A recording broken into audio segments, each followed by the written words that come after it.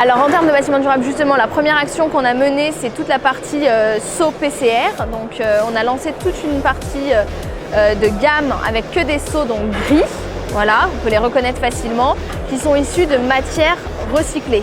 Donc ça a été une de nos premières actions. La deuxième, et c'est ce qu'on continue de faire, c'est de certifier nos produits.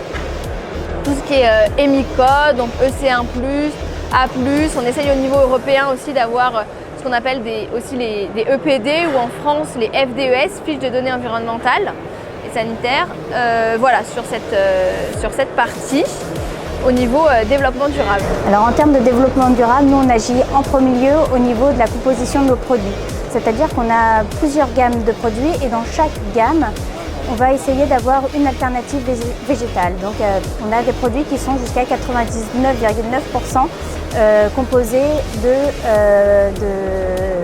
de produits végétaux en fait, tout simplement. Bonjour à tous, je suis Olivier Servant, le directeur des solutions pour la construction du groupe Saint-Gobain.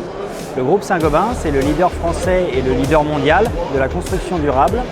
Et nous sommes aujourd'hui dans un groupe qui évolue fortement en matière d'orientation et de priorité, ainsi que de business model pour adresser tous les marchés de la construction durable avec sur Batimat donc une particularité. Nous avons créé des espaces thématiques pour pouvoir présenter nos solutions sur 4 thématiques de priorité vis-à-vis de la construction durable. Évidemment, le confort et le bien-être dans les bâtiments, puisqu'il ne faut pas oublier que nous passons plus de 90% de notre vie dans des espaces fermés et donc dans lesquels le bâtiment résidentiel et tertiaire représente la très grande majorité. Et nous avons besoin d'améliorer le confort et le bien-être dans les bâtiments en permanence. C'est aussi des questions de productivité, des questions de santé, des questions de qualité acoustique, de qualité d'accès à la lumière naturelle, de confort thermique en été, en hiver. Et bien entendu, pour atteindre ces objectifs de confort, de qualité et de bien-être, nous avons aujourd'hui un impératif qui est un impératif de lutte contre le dérèglement climatique, de lutte contre la précarité énergétique, de lutte contre l'évolution, la raréfaction des ressources. Et donc c'est pour cette raison que les 3 autres espaces thématiques sur notre stand sont des espaces dédiés d'une part à la rénovation énergétique.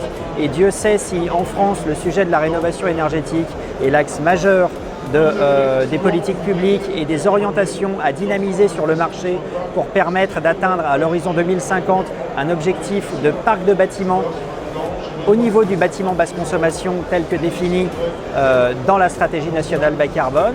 Et par ailleurs, donc, nous avons un axe lié à la construction bas carbone pour lequel nous avons un certain nombre de développements de nouvelles solutions qui s'inscrivent aujourd'hui dans des évaluations carbone à l'échelle de bâtiments et qui nous conduisent d'une part à développer des solutions qui soient les plus bas carbone possibles avec des travaux sur nos process de fabrication, des travaux sur l'intégration de nos solutions dans des bâtiments pour que sur le cycle de vie du bâtiment, l'énergie et le CO2 évité grâce à nos solutions dépassent et conduisent à un bilan positif, le plus positif possible de l'intégration de nos nouvelles solutions dans des constructions lorsque l'on prend tout leur cycle de vie.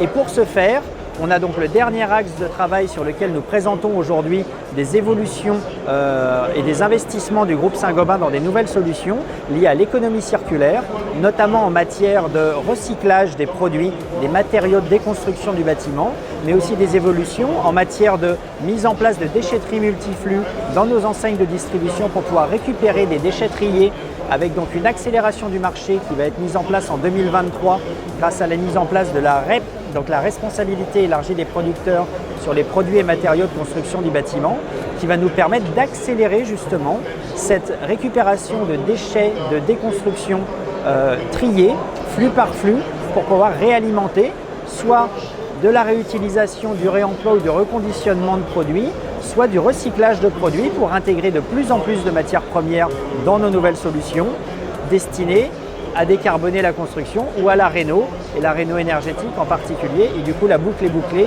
c'est le cas de le dire sur l'économie circulaire. Merci à vous. Merci. Par rapport aux matériaux utilisés, alors effectivement, on cherche dans la mesure du possible à limiter les épaisseurs matière, la quantité de matière utilisée pour chaque produit. On optimise la production pour consommer le moins possible. Et en termes de production aussi en interne, on essaye de limiter la consommation d'énergie par l'extinction des lumières le soir par exemple, ou utiliser des machines qui consomment moins d'énergie en production pour limiter notre empreinte carbone. On présente aujourd'hui également un rebouchage avec des capacités thermiques. On obtient sur une technologie aérogel un produit qui a un lambda 36 et qui va permettre de compenser les ponts thermiques des bâtiments. Quand on dégrade un isolant ou quand on fait des saignées dans les isolants, on permet ici de récupérer les capacités thermiques des produits avec un rebouchage allégé. Alors les actions en termes de bâtiments durables, justement, c'est avec la métalliso, le fait de pouvoir créer un confort thermique qui va, surtout aux Antilles où la climatisation est très importante, permettre de ne pas avoir à climatiser autant. C'est-à-dire d'avoir une meilleure fraîcheur dans le bâtiment et économiser des énergies.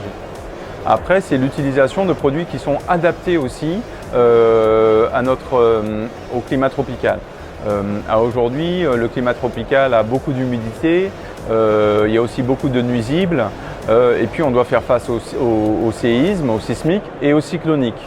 Donc le côté durable dans la construction avec biométal, c'est d'utiliser systématiquement des matériaux et des solutions qui répondent à l'ensemble de ces problématiques.